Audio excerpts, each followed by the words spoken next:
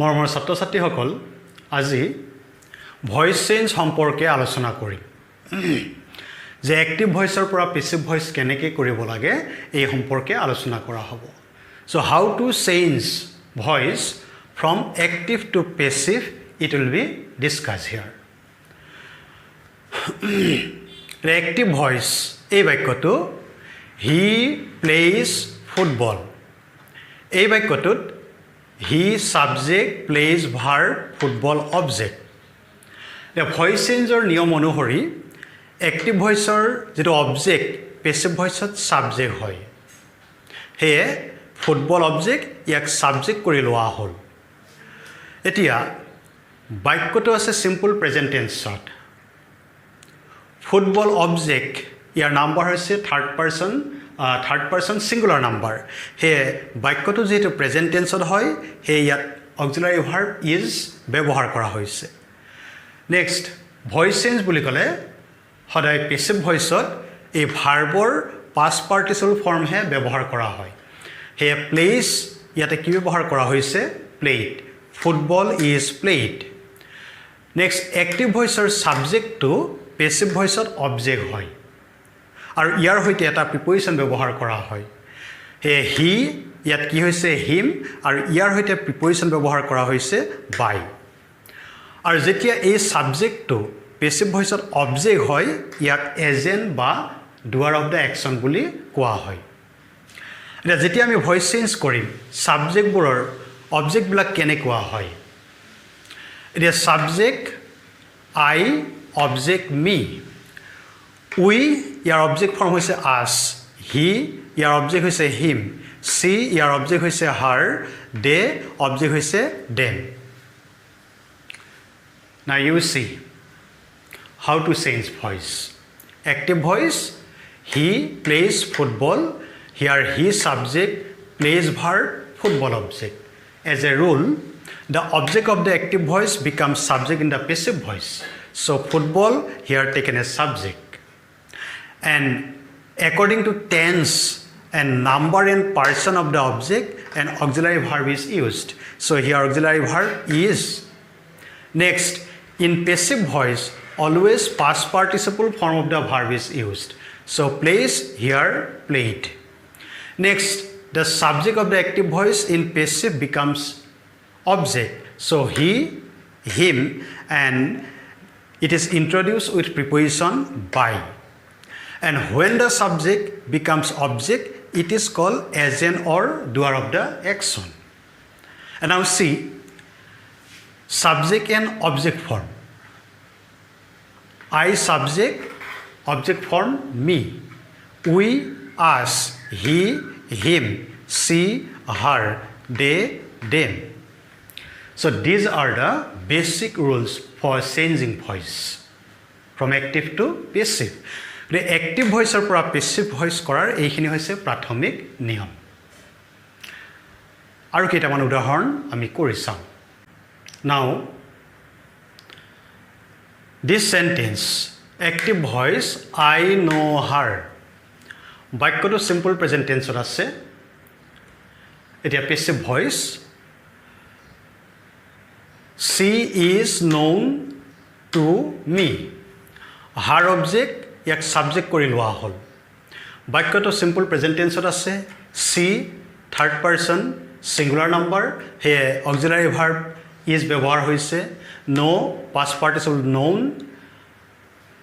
আই হিয়াৰ মি আৰু ইয়াত প্ৰিপজিশন ব্যৱহাৰ কৰা হৈছে টু কাৰণ এই ভাৰ্বৰ লগত কি ব্যৱহাৰ কৰা হৈছে কি ব্যৱহাৰ হয় টু ব্যৱহাৰ হয় মানে সকলো ক্ষেত্ৰতে বাই ব্যৱহাৰ নহয় যে প্ৰিপজিশন বাই হ'ব নে টু হ'ব নে এড হ'ব এটো নিৰ্ভৰ কৰে ভাৰ্বৰ ওপৰত now you see this sentence I know her her object subject she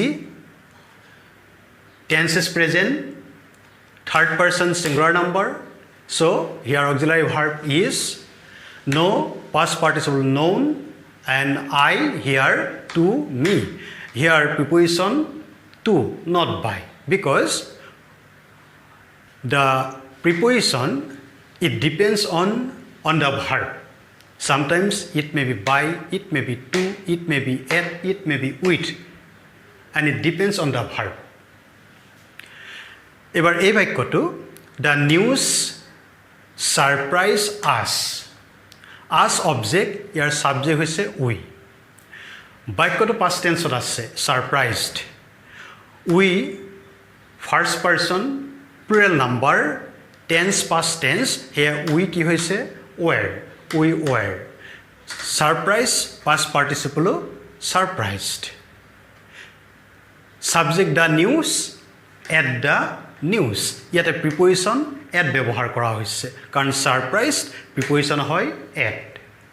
So this sentence the news surprised us object taken as subject we, tense is past we, first person plural number so auxiliary verb were, past participle of the verb surprised, subject the news so here at the news.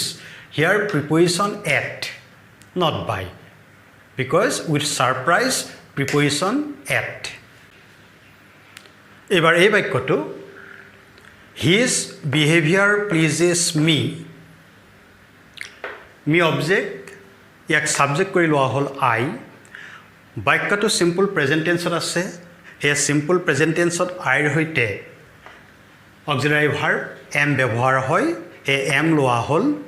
Pleases year past participle form হৈছে pleased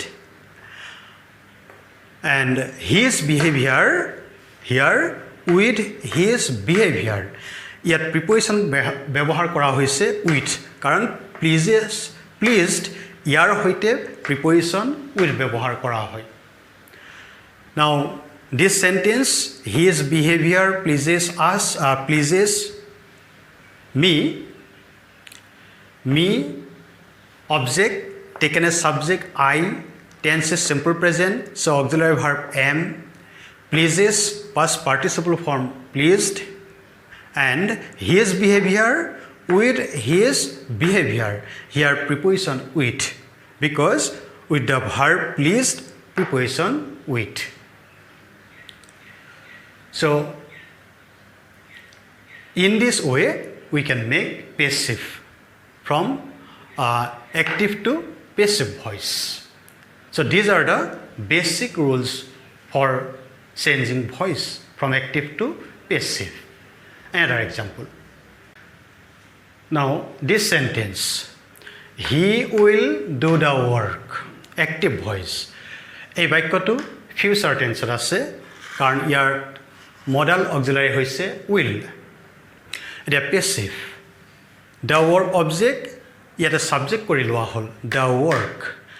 ইয়াতে will আছে passive voiceত কি ব্যৱহাৰ কৰা হৈছে will be. The work will be next past participle form do done by him he by him.